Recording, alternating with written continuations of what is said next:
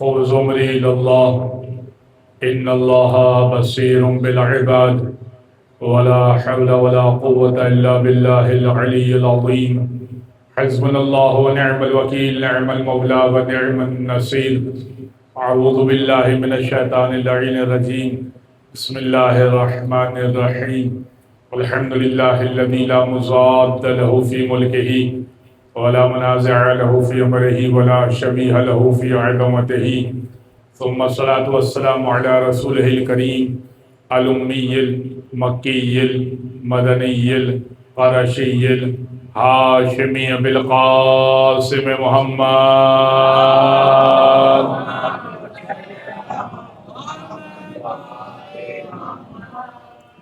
وعلى أهل بيته الطيبين الطاهرين واللعنة الدائمة على أعدائهم أجمعين من يوم ظلمهم وعداوتهم إلى قيام يوم الدين أما بعد فقد قال الله سبحانه وتعالى في محكم كتاب مبين بسم الله الرحمن الرحيم لا ردم ولا يابس إلا في كتاب مبين وكل شيء أحصيناه في إمام مبين صلوات على محمد وآل محمد.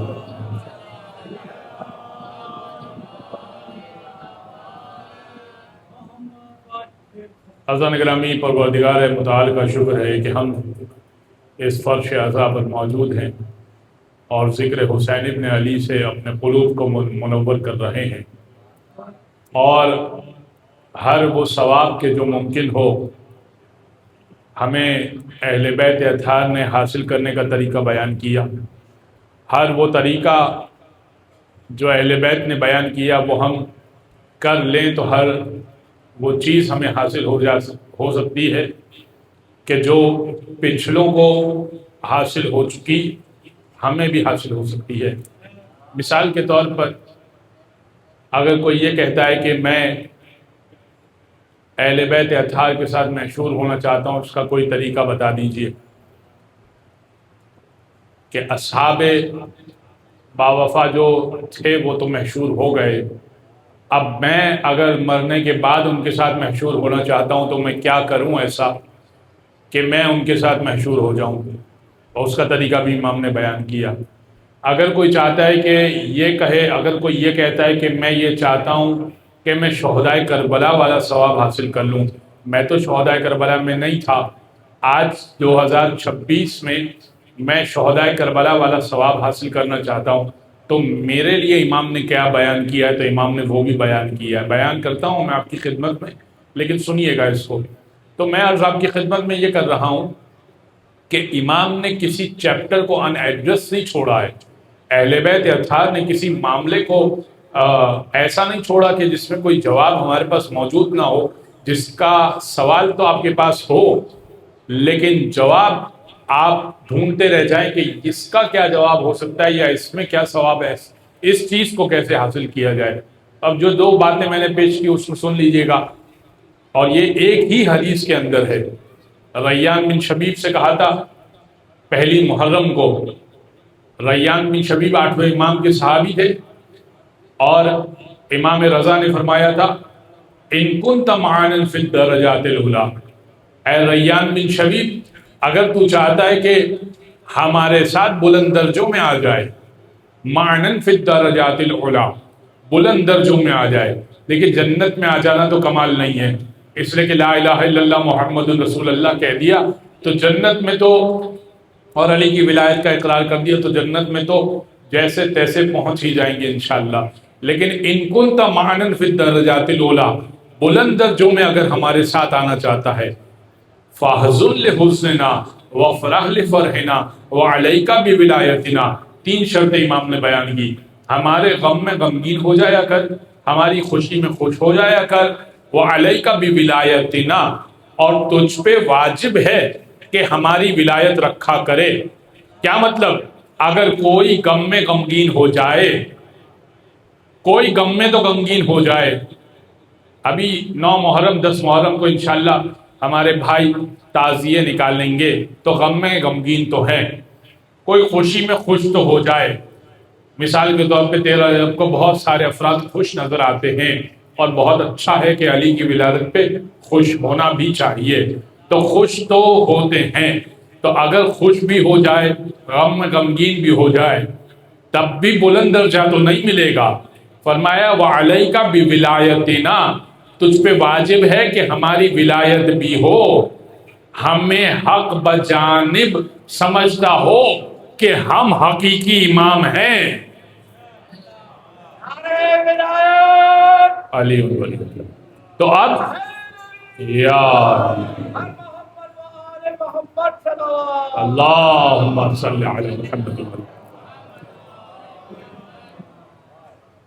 ورنہ غم میں کون غمگین نہیں ہے؟ حتیٰ کہ ان ایام محرم میں ہندو افراد بھی حسین کا غم مناتے ہیں، تو غم میں تو وہ بھی غمگین ہے، اور خوشی میں کون شریک نہیں ہے؟ بہت سارے افراد ایسے ہیں جو خوش ہوتے ہیں امام حسین کی ولادت پر، علیہ کا بھی ولایت۔ اور جو دوسری بات کہ فرمایا کہ اگر تو چاہتا ہے کہ تجھے وہ ثواب ملے مثل لمن استشہد مع الحسین، کہ اگر تجھے وہ ثواب ملے کہ جو شہدائے کربلا کو ثواب ملا، تجھے وہ ثواب حاصل کرنا ہے، یعنی ہماری یہ خواہش ہو کہ ہم شہدائے کربلا میں ہوں، تو یہ کہا کر متا ما ذکرتا، یعنی جب بھی یاد آ جائے، جب بھی تجھے فرصت مل جائے، جب بھی موقع ہو، یہ کہا کر یا لیتنی کنت معکم فافوز فوزا عظیما، کاش حسین میں آپ کے ساتھ ہوتا جو بلند درجوں میں ہوتا۔ اگر یہ جملہ آپ کہتے رہیں گے نا، یا لیتنی کنت معکم فافوز فوزا عظیما، یا لیتنی، جو کوشش، یعنی پھر کوئی مولا رضا کہتے ہیں پھر کوئی مسئلہ نہیں ہے، تجھے شہدائے کربلا والا ثواب مل جائے گا۔ کتنا آسان ہے، کتنا آسان کر دیا، کتنا آسان کر دیا اہل بیت اطہار نے دین کو۔ اب بھی اگر کوئی حاصل کرنا نہ چاہے دین کو، ثواب کو، اہل بیت اطہار سے متمسک نہ ہونا چاہے، اور یہ یاد رکھیے گا، میں کل بات پیش کرنا چاہ رہا تھا وہ رہ گئی تھی، کہ جو میں کہہ رہا تھا کہ مولا کا پکا ماننے والا، جو پکا ماننے والا میں عرض کر رہا تھا نا آپ کی خدمت میں، دیکھیے عزیزان گرامی، میں یہیں سے اپنے موضوع سے مربوط ہو جاؤں گا کہ ہمارا موضوع ہے امام مبین اور کتاب مبین۔ جس نے امام مبین کو چھوڑ دیا اور کتاب مبین کو بھی چھوڑ دیا، امام کو چھوڑا تو کتاب گئی، کتاب کو چھوڑا تو امام گیا، یہ یاد رکھیے، اس لیے کہ رسول نے فرمایا۔ لیکن جو میں عرض کر رہا ہوں وہ بات، وہ ایک دوسری بات ہے، وہ سنیے گا۔ دیکھیے ولایت والی جو حدیث آپ نے سنی ہوئی اور سب نے سنی ہوئی ہے، وہ میں حدیث دہراتا ہوں تاکہ آپ کی خدمت میں، تاکہ اس سے بڑھ کر ایک بات پیش کروں، اور وہ کیا بات پیش کرنا چاہ رہا ہوں وہ سنیے گا۔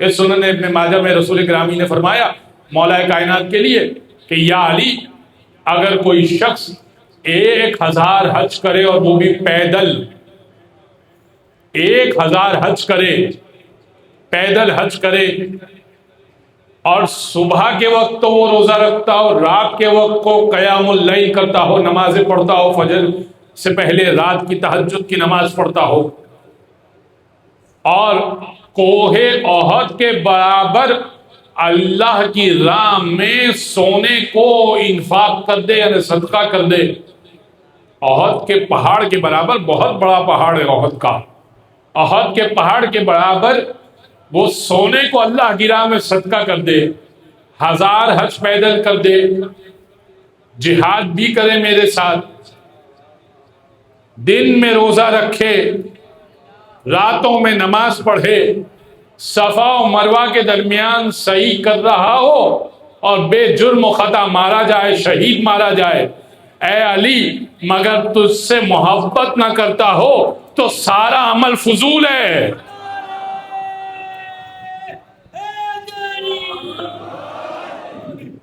تیری ولایت نہ رکھتا ہو تو یہ ساری محنت بیکار ہے۔ اور اس سے بڑھ کر آگے جو بات پیش کرنا چاہ رہا ہوں وہ سنیے گا، اگر یہ سارا کام کرے اور ولایت نہ رکھتا ہو تو بیکار ہے یہ سارا کام۔ اور پھر فرمایا اور اے علی کوئی تیری ولایت رکھتا ہو اور تیرے دشمنوں سے اظہار برات نہ کرے تو اللہ کو ایسی ولایت بھی نہیں چاہیے۔ بھائی بہت سارے محب تو نظر آتے ہیں دم بھرنے والے تو بہت مل جائیں گے، تسبیح پڑھنے والے تو بہت مل جائیں گے، ہم علی سے بہت محبت کرتے ہیں، لیکن علی سے محبت کرنے کے بعد علی کے غیر سے بھی محبت کرتے ہیں، ہے نا بھائی؟ علی کے غیر سے بھی محبت کرتے ہیں، تو دو کشتی کے سوار تو ہمیشہ ہلاکت میں جاتے ہیں۔ آپ پورے ایک طرف ہو جائیں۔ چھٹے امام کے پاس ایک شخص آیا، اسے کہا مولا صلوات پڑھے محمد و آل محمد۔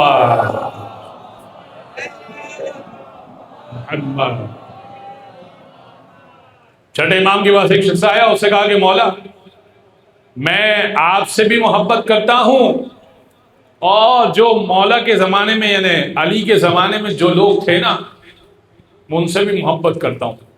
امام نے کہا نہیں ہو سکتا۔ اس نے کہا لیکن ہے ایسا۔ امام نے کہا کہ پھر تو انت الاعور، تو کانا ہے، ایک آنکھ سے تو دیکھ رہا ہے اور ایک آنکھ تیری پھوٹی ہوئی ہے۔ بھائی ایک آنکھ سے تو اہل بیت نظر آ رہے ہیں، دوسری آنکھ سے اہل بیت نظر نہیں آ رہے، دوسری آنکھ سے کچھ اور نظر آ رہا ہے، تو آنکھ خراب ہو گئی ہے، تیری آنکھ پھوٹی بھی ہے۔ امام نے کہا یا پورا اندھا ہو جا یا پورا بینا ہو جا۔ بھئی ایک طرف ہو جائے نا بندہ، پورا اندھا ہو جائے یا پورا بینا ہو جائے۔ لہذا امام قرآن کے بغیر مکمل نہیں ہے، قرآن امام کے بغیر مکمل نہیں ہے۔ اب جس نے امام کو چھوڑا اور قرآن کو حاصل کرنے کی کوشش کی، امام کو تو چھوڑ دیا، امام مبین، قرآن نے کہا اَكُلَّ شَيْءٍ أَحْصَيْنَاهُ فِي إِمَامٍ مُبِينٍ، ہر چیز کو ہم نے امام مبین میں بند کر دیا۔ اور قرآن نے یہ بھی کہا لَا رَطْبٍ وَلَا يَابِسٍ إِلَّا فِي كِتَابٍ مُبِينٍ، کوئی خشکی اور تری ایسی نہیں ہے جو ہم نے کتاب مبین میں بیان نہ کر دی ہو۔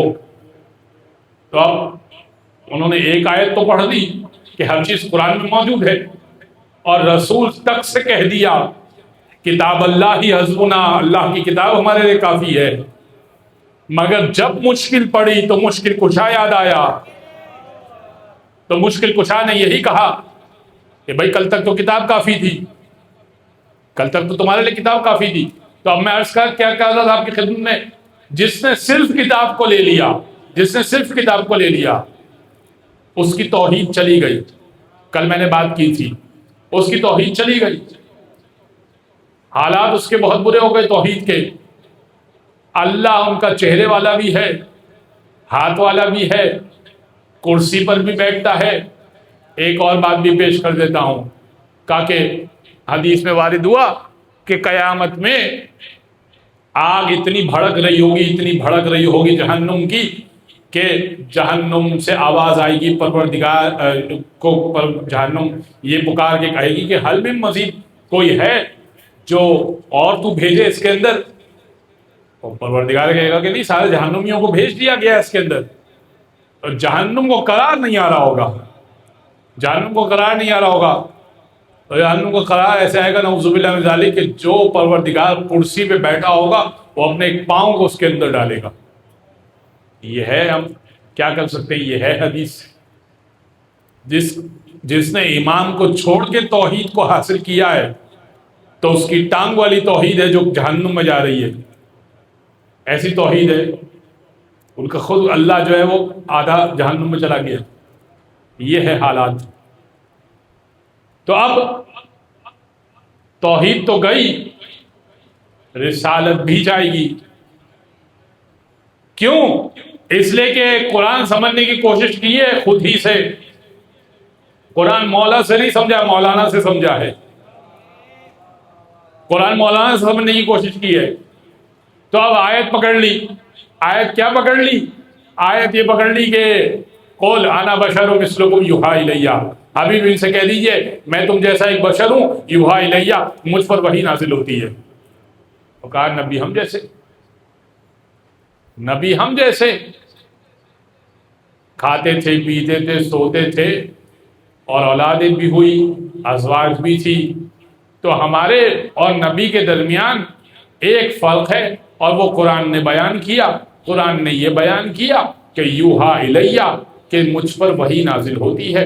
تو رسول پہ وحی نازل ہوتی تھی اور ہم پہ وحی نازل نہیں ہوتی، بس کل یہ ایک فرق ہے، بس اتنا ایک فرق ہے۔ آیت ہی میں اعتراض کا جواب ہے، جن کو نبی ہم جیسا لگتا ہے ان کو سمجھا رہا ہوں۔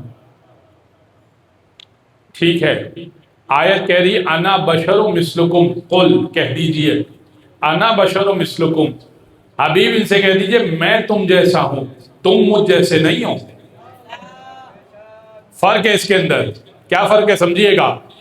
میں تم جیسا ہوں یعنی کھانے پینے میں تم جیسا ہوں۔ اگر اللہ کسی فرشتے کو بھیج دیتا، اللہ کی ہماری ہدایت کے لیے کسی فرشتے کو بھیج دیتا، تو ہم یہی کہتے کہ اے پروردگار تو نے فرشتے کو بھیجا ہے، بھوک تو لگتی نہیں، پیاس تو لگتی نہیں، روزہ تو رکھ لیتا ہے یہ آرام سے، تھکتا ہے نہیں تو نماز بھی پڑھ لیتا ہے، تھکن ہوتی نہیں ہے، سوتا بھی نہیں ہے تو تہجد بھی پڑھ لیتا ہے۔ تو یہ آئیڈیل سچویشن نہیں ہوتی، توجہ ہے نا، بات سمجھ میں آ رہی ہے، یہ آئیڈیل سچویشن نہیں ہوتی۔ تو ہمارے درمیان جو نمونہ عمل بنا کر بھیجا گیا ختمی مرتبت کو، وہ ہمارے جیسا بنا کر بھیجا، لیکن ہم اس جیسے نہیں ہیں، وہ ہمارے جیسا ہے، ہم اس جیسے نہیں ہیں۔ کیا مطلب؟ وہ ہمارے جیسا اور ہم اس جیسے میں فرق ہے۔ وہ ہمارے جیسا یعنی وہ ہماری طرح کھائیں گے پیئیں گے، ہماری طرح بھوک بھی لگتی ہے، تو گویا کہ اگر ہمیں یہ دیکھنا ہو کہ ہم روزہ رکھ رہے ہیں تو بھائی ان کو بھی بھوک و پیاس لگتی ہے، وہ بھی روزہ رکھ رہے ہیں، وہ بھی بھوک و پیاس برداشت کرتے ہیں، ہم تھکتے ہیں وہ بھی تھکتے ہیں، ہر لحاظ سے وہ اور ہم اس لیول پر برابر ہو گئے۔ لیکن اب کیا میرے گھر میں بیٹی پیدا ہوگی تو سورہ کوثر اترے گی؟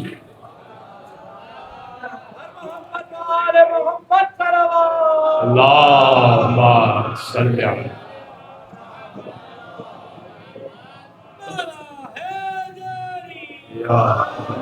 اور اب کیا میرا خاندان کسی میدان میں جائے گا تو مباہلے کے لیے آیت اترے گی؟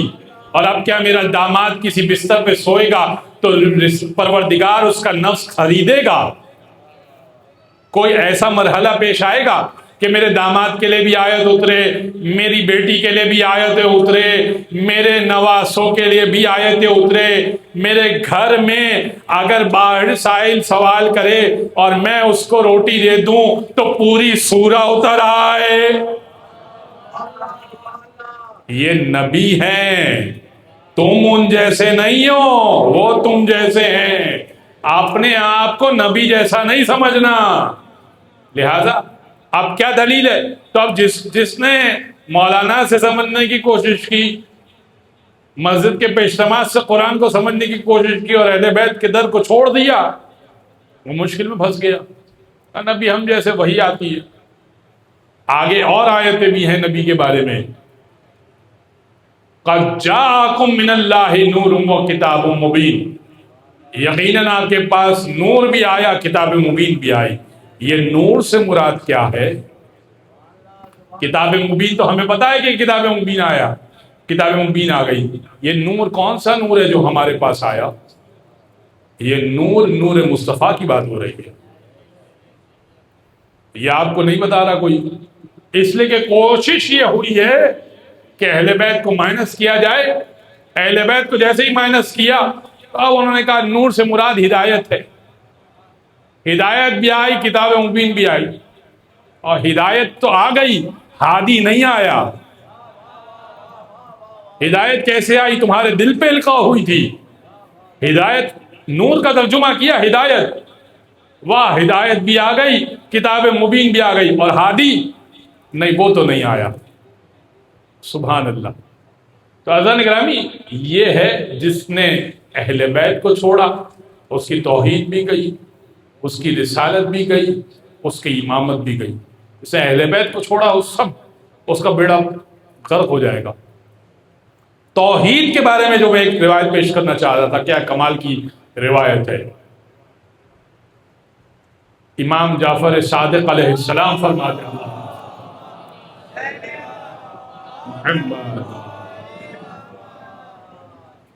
امام فرماتے کہ میرے بابا کے پاس فلسطین سے ایک وفد آیا، امام باقر کے پاس فلسطین سے ایک وفد آیا اور اس نے کہا کہ ما معنی الصمد، ہم صرف صمد کا معنی سننے کے لیے آئے ہیں آپ سے۔ الصمد کا کیا معنی ہے؟ اللہ الصمد، قل هو اللہ احد، کہہ دیجئے کہ اللہ ایک ہے۔ اللہ الصمد، صمد کا مطلب ہے بے نیاز۔ تو امام باقر سے اس فلسطین کے وفد نے، ڈیلیگیشن نے یہ پوچھا کہ ما معنی صمد، صمد کا کیا معنی ہے؟ اللہ بے نیاز ہے، بے نیاز ہونا کیا ہوتا ہے؟ یہ کیا چیز ہے جو صمد ہے؟ اب امام بھی کہہ دیں کہ بے نیاز ہے یعنی ہر چیز سے ماورا ہے، کسی چیز کا محتاج نہیں ہے، یہ امام نہیں ہوا۔ فلسطین سے جب ایک لمبا طولانی سفر، توجہ جاری رکھے گا، لمبا طولانی سفر کر کے آیا ہے، تو امام تو وہ باتیں بتائیں گے جو اس کے وہم میں بھی نہ ہوگی۔ تو امام نے فرمایا کہ فی ہے خمسۃ احرف، توجہ رکھیے گا، فرمایا فی ہے خمسۃ احرف، صمد کے اندر 5 حروف ہیں۔ کہاں ہے 5 حروف؟ صاد میم دال ہے؟ نہیں۔ اللہ الصمد جب پڑھتے ہیں نا تو الصمد لکھا جاتا ہے، الف لام صاد میم دال، الصمد لکھتے ہیں، ٹھیک ہے؟ سورہ قل هو اللہ کو دیکھیے، اللہ الصمد، الصمد لکھا جاتا ہے، الف لام صاد میم دال۔ امام نے فرمایا فی ہے خمسۃ احرف، اس میں 5 حروف ہیں، اور 5 حروف کے الگ الگ مطلب ہیں۔ یہ ہے امام۔ اسے پوچھا صمد کا کیا معنی ہے؟ امام فرما رہے ہیں ہر حرف کا ایک مطلب ہے۔ الف، الف امام نے فرمایا الف دلیل علی انیت، یہ جو پروردگار نے الف رکھا ہے نا صمد کے اندر، یہ دلیل ہے انیت پر۔ انیت کیا ہوتی ہے؟ انیت یعنی خدا خود گواہی دے کہ میں خدا ہوں۔ یہ کب ہوا؟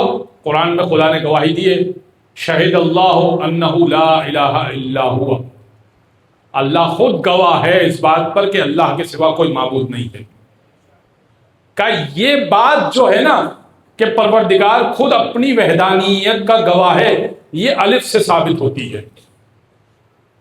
واللام دلیل علی الوہیت، اور یہ جو لام ہے یہ الوہیت پر دلالت کرتی ہے کہ اللہ جو ہے الہ ہے، معبود ہے،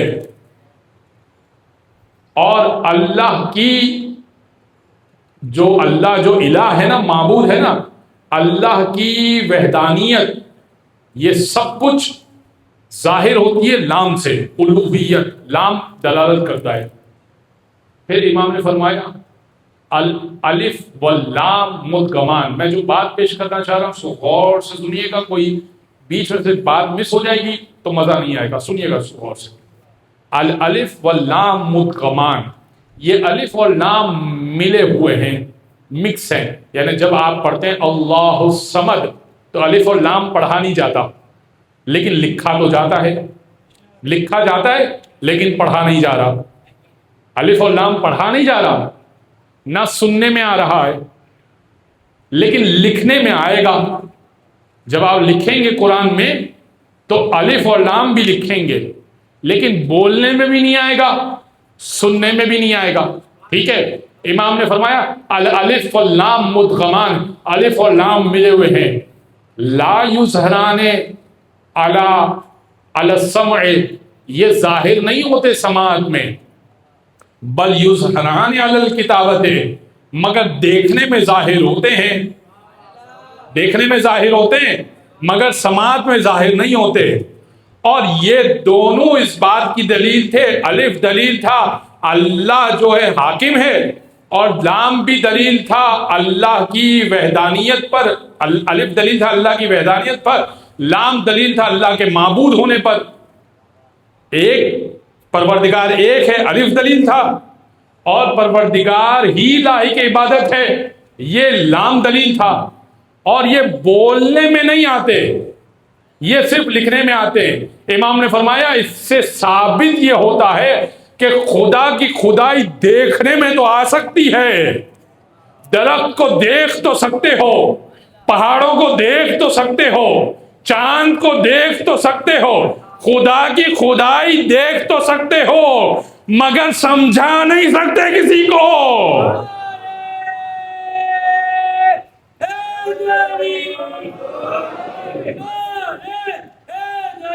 یا علی یا علی یا علی مدد اب ہے۔ توجہ ہے حضرت گرامی، یہ نقطہ سمجھ میں آیا کہ لکھنے میں جب آ رہا ہے الف اور لام تو دیکھنے میں بھی آ رہا ہے۔ جب دیکھنے میں آ رہا ہے تو خدا کی خدائی دیکھ تو سکتے ہو، کسی کو سمجھا نہیں سکتے کہ خدا کی خدائی کیا ہے۔ کس کو سمجھاؤ گے؟ اللہ کی خدائی، خدا کی خدائی میں کیا کیا ہے؟ چاند بتاؤ، سورج بتاؤ، تارے بتاؤ، پہاڑ بتاؤ، شجر بتاؤ، حجر بتاؤ، کیا بتاؤ؟ کہ یہ الف اور لام سے سمجھ میں آتا ہے، اور الف اور لام چھپے ہوئے ہیں یہ اس سے سمجھ میں آتا ہے۔ یہ ہے امام جو یہ اس گہری بات کو اس طرح سے سمجھائے گا۔ پھر فرمایا صاد صاد دلیل علی ان کلامہ صدق، سواد سے سچائی سمجھ میں آتی ہے کہ وہ صادق ہے، اس کا کلام سچا ہے۔ سمد کا سواد ہے، وہ صادق ہے، سچا ہے۔ میم دلیل علی ملک ہی، میم دلالت کرتا ہے کہ وہ بادشاہ ہے، ملک اس کے ہاتھ میں ہے، بادشاہت اس کے ہاتھ میں ہے۔ دال دلیل علی ان دوام ملک ہی، اور دال دلیل ہے اس بات پر کہ اس کی مملکت، اس کی بادشاہت دائمی ہے۔ دنیا کے بادشاہوں کی، پرائم منسٹرز کی اور پریزیڈنٹس کی پریزیڈنسی اور پرائم منسٹری ختم ہو جاتی ہے، اللہ کی بادشاہت ختم نہیں ہونے والی۔ دوام ملک ہی دال سے ثابت ہوتا ہے۔ پھر امام نے فرمایا، اب یہ کمال کا جملہ ہے، یہ سنیے گا۔ امام نے فرمایا لو وجدت لعلمی الذی آتانی اللہ عز وجل لحملۃ لنشرت التوحید والشرائع والاسلام من الصمد، اگر مجھے وہ لوگ مل جاتے جو میرے علم کو سمجھ سکتے تو سارا اسلام، ساری دین، ساری شریعت صرف ایک لفظ سمجھ سے سمجھا سکتا ہوں۔ میرے امام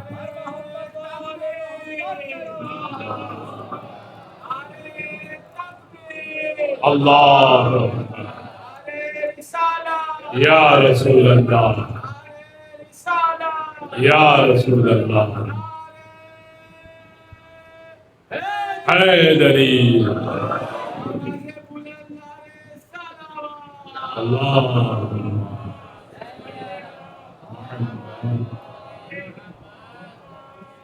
تو جس نے امام کو چھوڑا اس کی توحید دیکھیں، اور جو امام کے ساتھ ہے اس کی توحید دیکھیں۔ آپ مجھے انصاف سے بتائیں کہ جو امام مبین کے ساتھ ہے، واضح امام کے ساتھ ہے، اور جو امام مبین کے ساتھ نہیں ہے، جو امام مبین کے ساتھ نہیں ہے اور ایسے ویسوں کو امام بنایا ہے جن کا کوئی اوپر نیچے کا پتہ نہیں ہے، ان کا کوئی ایک جملہ اللہ کے بارے میں، کوئی ایک جملہ توحید کے بارے میں، کوئی ایک جملہ شان رسالت کے بارے میں۔ یا سریع الرضا، علی کہہ رہے اے جلد راضی ہو جانے والے، اللہم اغفر لی الذنوب التي تحت كل اسم، اے پروردگار میرے وہ گناہ بخش دے جو عزتوں کو چاک کر دیتے ہیں۔ اس کا مطلب کہ کچھ گناہ ایسے ہیں جو عزتوں کو چاک کر دیتے ہیں۔ مولا ایک تو گناہ بخشوا بھی رہے ہیں اور ایک یہ بھی سمجھا رہے ہیں کہ کچھ گناہ ایسے ہیں جو عزتوں کو چاک کرتے ہیں۔ آپ مولا کائنات کی دعاؤں کو اٹھا کر یوں تو دیکھیے نا کہ مولا علم بھی دے رہے ہیں ساتھ میں، اللہم اغفر لی الذنوب التی تغیر النعم، اے پروردگار میرے وہ گناہ بخش دے جو نعمتوں کو بدل دیتے ہیں۔ اس کا مطلب کہ کوئی گناہ وہ بھی ہوتے ہیں جو نعمتوں کو بدل دیتے ہیں۔ پھر فرمایا کم من ثناء جمیل لست اہلا لہ نشرتا، اے پروردگار کتنی اچھائیاں ایسی تھی جس کا میں اہل نہ تھا تو نے لوگوں کے درمیان مشہور کر دی۔ وَكَم مِّن مَّكْرُوهٍ دَفَعْتَ، اور کتنی برائیاں تو نے مجھ سے دور کر دی جو مجھ تک آنی تھی۔ آپ دعائیں اہل بیت کی پڑھیں تو آپ کو لطف آتا ہے، اردو بھی پڑھ لیں، انگریزی سننے والا سمجھنے والا جہاں اگر کہیں پیغام جا رہا ہے انگریزی میں پڑھتا ہے اس کو لطف آتا ہے، اور کسی کی ایک دعا نہیں ہے، حتیٰ کہ کوشش بھی کی گئی کہ ناد علی جیسا شعر، ناد علی جیسا وظیفہ، اس کی کرامات ایسی ہیں، ناد علی کی کرامات ایسی ہیں کہ کوئی 1000 بار پڑھ لے تو یہ کرامت حاصل ہوتی ہے، کوئی 50 مرتبہ پڑھ لے تو یہ کرامت حاصل۔ ایک شعر ہے جو ایک شاعر نے علی کی شان میں کہہ دیا اور اتنا پسند آ گیا، اور حضور کی پیچھے حدیث بھی موجود ہے، اس کی کرامتیں، اس کی برکتیں ایسی ہیں، اور جو امام سے دور ہو گیا اس کے حالات کتنے بدتر ہیں۔ توحید نہیں ہے، رسالت نہیں ہے، امام تو ان کا خود وہ ہے۔ دیکھیے عزیزان گرامی، آخری وقت کے جملے بڑے قیمتی ہوتے ہیں۔ ایک وہ ہے جو آخری وقت میں یہ کہہ رہا ہے، کاش میں ایک گوسفند ہوتا اور لوگ مجھے پکا کے کھا جاتے اور اس کے بعد میں فضلہ بن کے نکل جاتا۔ یہ آخری وقت کا ایک کا جملہ ہے ایک صاحب کا۔ اور ایک علی ہے جو کہہ رہے کعبے کے رب کی قسم میں کامیاب ہو گیا۔ یہ آخری وقت کا جملہ بتا رہا ہے کہ حالات زندگی کے کیا گزارے۔ یہ علی ابن ابی طالب کے یہ امام مبین ہے، لہذا قرآن امام کی طرف اشارہ کرے گا ہاں پڑھنے والا۔ دیکھیے عزیزان گرامی، جس نے قرآن کو چھوڑ دیا، رسالت بھی گئی، میں بار بار عرض کرتا ہوں، رسالت توحید بھی گئی، رسالت بھی گئی۔ کیوں رسالت گئی؟ میں نے عرض کیا آپ کی خدمت میں کہ رسالت کو انہوں نے اتنا مس کر دیا کہ جب رسالت کو رسول گرامی کو عام لیول پر وہ لے کر آئے، پھر جب وہ ہم تذکرہ علی کرتے ہیں اور کہتے ہیں کیا بڑھا دیا شان علی کی، اتنی بڑھا دی، یہ تو علی کو نعوذ باللہ خدا سے ملا رہے ہیں۔ آپ کا مسئلہ کچھ اور ہے، آپ نے نبی سنا ہے اپنے مولوی سے اور علی سنا ہے ہمارے مولوی سے۔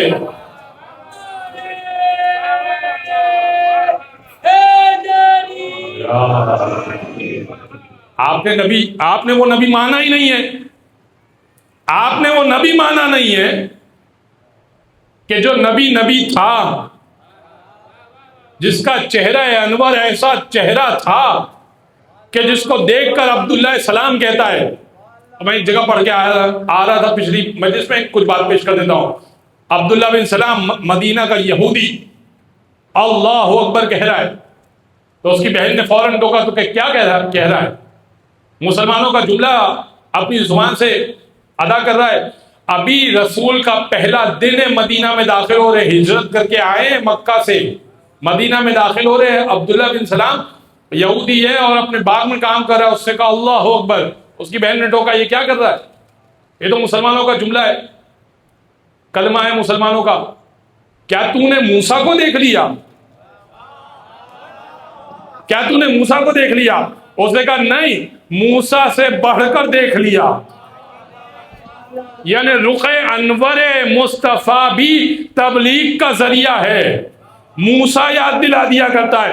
اسی لیے نبی نے کہا تھا یا علی انت بمنزلت ہارون من موسیٰ، اے علی تیری مثال اور میری مثال یہی ہے کہ میں موسیٰ ہوں تو ہارون ہے، الا انہ لا نبی بعدی، مگر میرے بعد کوئی نبی نہیں ہے، میں موسیٰ ہوں تو ہارون ہے۔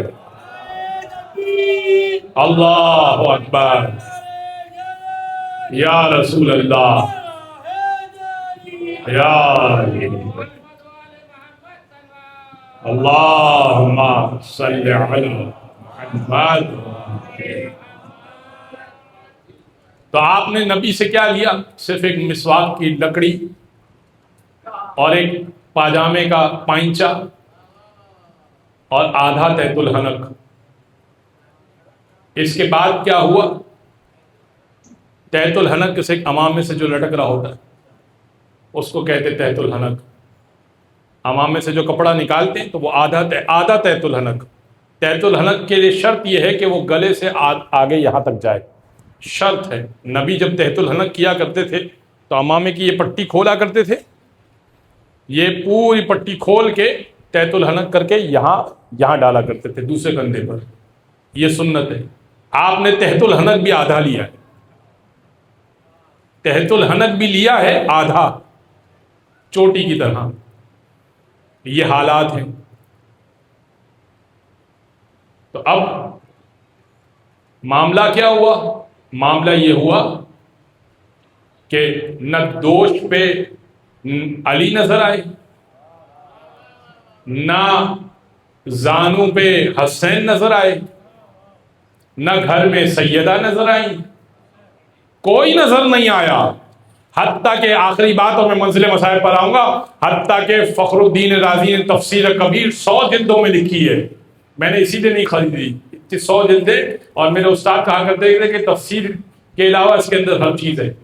تفسیر کبیر 100 جلدوں میں، 100 جلدوں میں تفسیر کبیر، قرآن کی تفسیر لکھی ہے۔ کبیر یعنی بڑی، تو کب بڑی ہے تو مطلب 100 جلدوں پر ہونی چاہیے۔ تفسیر کے علاوہ سب کچھ ہے۔ اس میں انہوں نے ایک کام کی بات لکھی، آیت تطہیر کے باب میں لکھا، جب آیت تطہیر کا نزول اب ظاہر ہے وہاں مجبوری بن گئی، تو انہوں نے لکھا کہ نبی نے آیت تطہیر کے نزول کے بعد فجر کی نماز پڑھانے سے پہلے اپنے حجرے سے نکل کر اللہ آپ کو اور مجھے مسجد نبی کی زیارت نصیب فرمائے اور ریاض الجنہ کی زیارت نصیب فرمائے، تو آپ وہ در دیکھیں گے کہ بیوی سیدہ کا در، اپنے حجرے سے نکل کر سیدہ کے حجرے کے باہر کھڑے ہو کر 6 مہینے تک السلام علیکہ یا اہل بیت النبوہ، اے نبوت کے گھرانے آپ پر سلام ہو، اے نبوت کے گھرانے آپ پر سلام ہو، اور پھر نماز پڑھوائی، پھر سلام کیا، پھر نماز پڑھائی۔ 6 مہینے تک فجر کی نماز پڑھانے سے پہلے سلام سیدہ کے گھر پہ کیا اور پھر مسلمانوں کو نماز فجر پڑھائی۔ یعنی سمجھا یہ رہے تھے نبی کہ جہاں سے آ رہا ہوں ان کو اہل بیت نہیں سمجھنا۔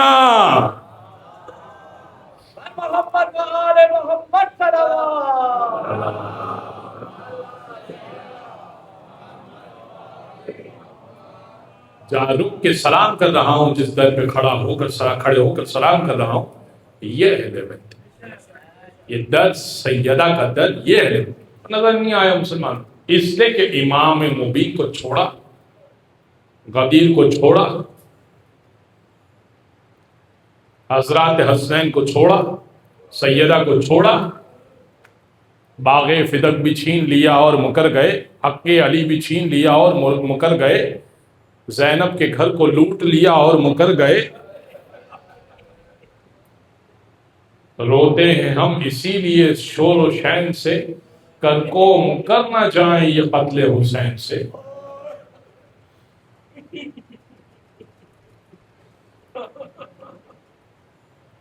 آپ تصور کریں نا حسین کا سوال کس قدر، میں عزیزان گرامی مسائل تو پڑھ ہی رہا ہوں، یہ مصیبت تو ہے حسین کی، مگر کیا یہ حسین کا سوال جینون اور ویلڈ نہیں تھا کہ حسین نے یہ لشکر یزید سے کہا کہ تمہاری نظر میں قصوروار ہوں، اس بچے نے کیا قصور کیا؟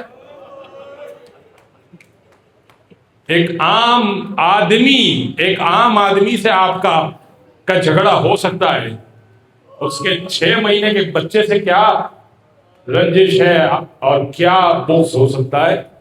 کہ فقط علی ابن ابی طالب کا بغض ہے جو نکالا جا رہا ہے۔ آقا حسین نے صدا لگائی، حل من ناصر ینصرنا، ہے کوئی جو میری مدد کرے، حل من مغیث یغیثنا، ہے کوئی جو میرے استغاثے پر لبیک کہے۔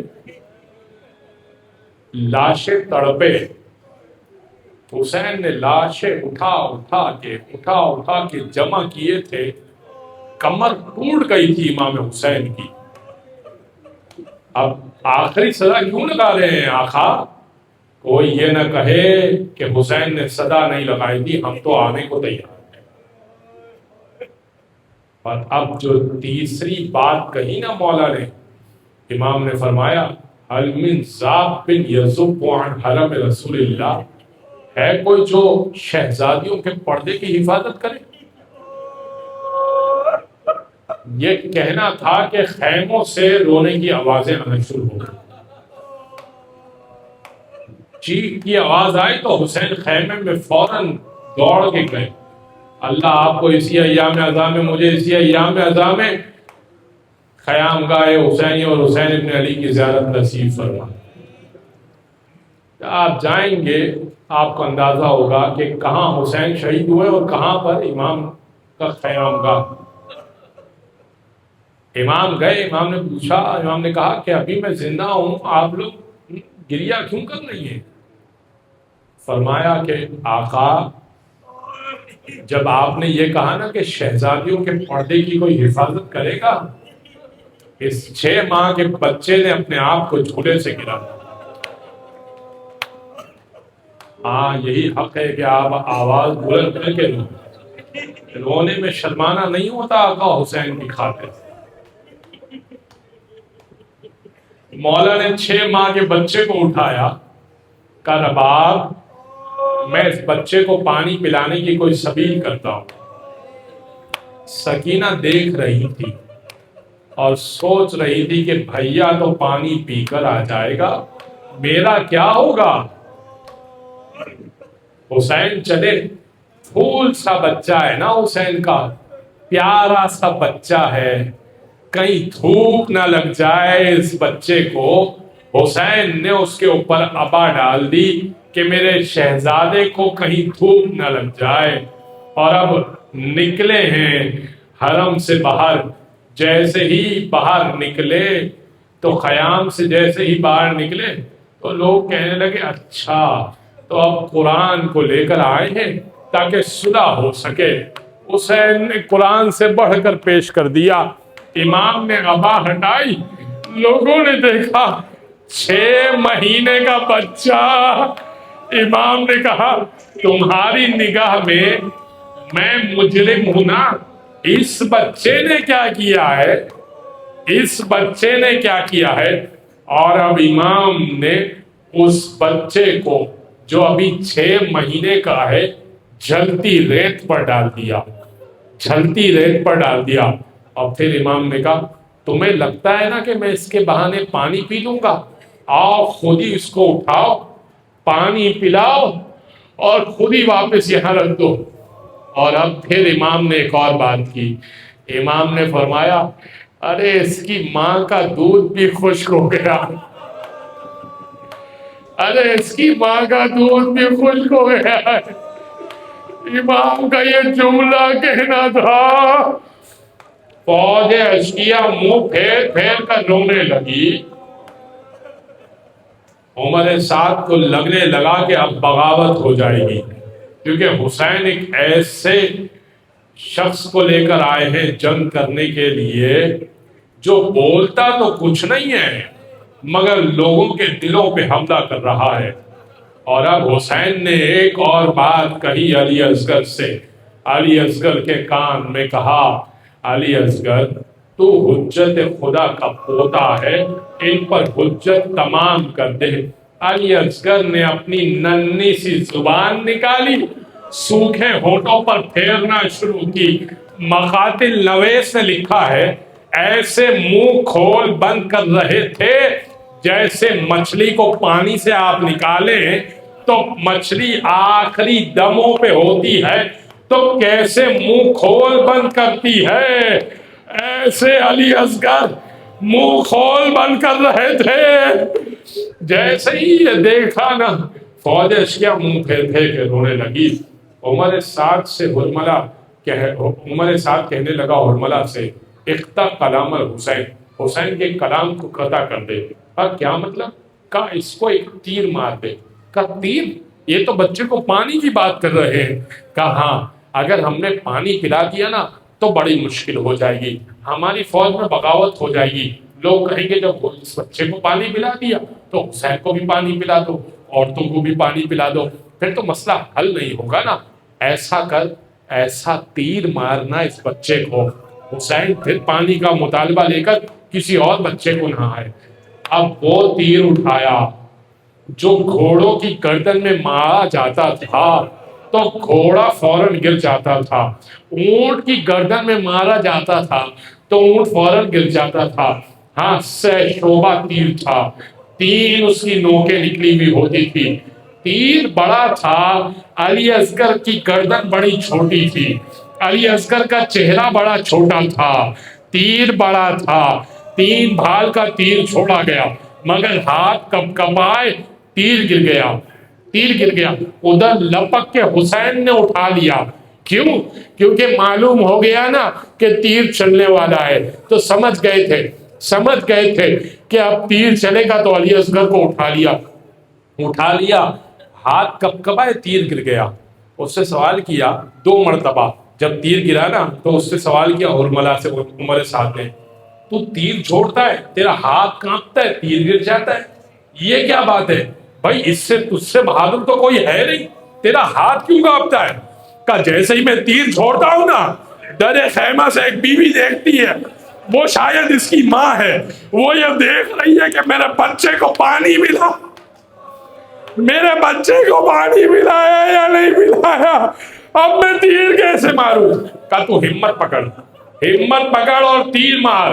اب اس سے تیر چھوڑا اور اب تیر چلا، ایسے تیر چلا، فَذُبِحَ مِنَ الْأُذْنِ إِلَى الْأُذْنِ، تیر نے علی اصغر کو ذبح کر دیا، ایک کان سے ذبح کیا، دوسرے کان سے پار ہوا، گردن سے نہیں، کان سے پار ہوا، کیونکہ تیر بڑا تھا، علی اصغر چھوٹے تھے، علی اصغر فوراً پلٹ گئے، امام حسین کے ہاتھوں میں پلٹ گئے، ایک چلو خون سر سے برآمد ہوا، ہاں، تیر اندر پھنس گیا، حسین نے تیر کھینچ کے نکالا، ایک چلو خون برآمد ہوا، حسین نے وہ چلو خون زمین پہ ڈالنا چاہا، تو اب آواز قدرت آئی، نہیں حسین، اس بے گناہ کا خون زمین پہ نہ ڈالے، یہ آپ کا چھوٹا بچہ۔ حسین نے آسمان کی طرف اچھالنا چاہا، آواز قدرت آئی، نہیں حسین، قیامت تک بارش نہیں ہوگی۔ حسین نے چہرے پر، منہ پر اس خون کو مل لیا۔ ماں کو کیا دکھائیں کہ بچے کو تو کہا تھا پانی پلانے لے جا رہا ہو، حسین نے پھر آبا ڈال دی، ماں کو دکھاؤں یا نہ دکھاؤں، آگے بڑھ رہے پیچھے آ رہے ہیں، آگے بڑھ رہے پیچھے آ رہے ہیں، کہتے جاتے ہیں رضن بقضائہ وتسلیما لامرہ، پالنے والے تیری رضا پہ راضی رہا، تیرے امر کو تسلیم کیا، تیری رضا پہ راضی رہا، تیرے امر کو تسلیم۔ 7 مرتبہ آگے بڑھے، 7 مرتبہ پیچھے بڑھے، پھر سوچا اچھا ماں کو دکھا دیتا ہوں، شاید ماں آخری دیدار کرنا چاہے، بس آگے بڑھے تو سکینہ فوراً مل گئی، کہا بھیا کو پانی پلا دیا؟ بھیا تو خاموش ہے، جب لے کر گئے تھے تو روتا ہوا لے کر گئے تھے، اور اب تو چپ ہے، بھیا کو پانی تو پلا دیا۔ باپ نے ابا ہٹائی، بچی نے بھائی کا چہرہ دیکھا، چھدا ہوا چہرہ، کہا اماں تمہارا بچہ تیر ستم کھا کر، بچی نے ماں کو بتایا، حسین سمجھ گئے ماں کو تو نہیں بتا سکتا، بس باہر نکلے، خیمے کے پیچھے گئے، ایک چھوٹی سی قبر ذوالفقار سے کھودی، علی اصغر کو اس کے اندر دبا دیا اور مٹی ڈال دی۔ میر انیس نے شعر کہا، ننھی سی قبر کھود کے اصغر کو گاڑ کے، ننھی سی قبر کھود کے اصغر کو گاڑ کے، شبیر اٹھ کھڑے ہوئے دامن کو جھاڑ کے، دامن کب جھاڑا جاتا ہے؟ دامن اس وقت جھاڑا جاتا ہے جب انسان اپنی آخری کمائی کھو دے۔ حسین نے اپنی آخری کمائی کھو دی۔ اب جب سروں کو ترتیب دیا گیا، عاشور ہو گئی، سروں کو ترتیب دیا گیا، ایک شکی کہنے لگا ارے یہ تو 71 ہے، 72واں کہاں گیا؟ کہ میں نے دیکھا تھا حسین نے ایک میت کو پیچھے کہیں دفنایا ہے۔ اب ایک دستہ تیار، بس ہو گئے مسائل، سن لو آخری بات۔ ایک مرتبہ کا ایک دستہ تیار ہوا، تلاش کیسے کرے؟ کا ایسے تلاش کرتے ہیں کہ نیزہ برداروں کی فوج تیار ہوگی، زمین پہ نیزے مارتے جائیں گے، جہاں سے وہ میت برآمد ہو جائے۔ بس ایک نرم مقام آیا، نیزہ زمین پہ لگا، سر برآمد نہیں ہوا، پوری میت نیزے میں آ گئی۔ اللہ ولعنت اللہ علی القوم الظالمین، سيعلم الذين ظلموا أيام القلب ينقلبون۔ خاتم حسین۔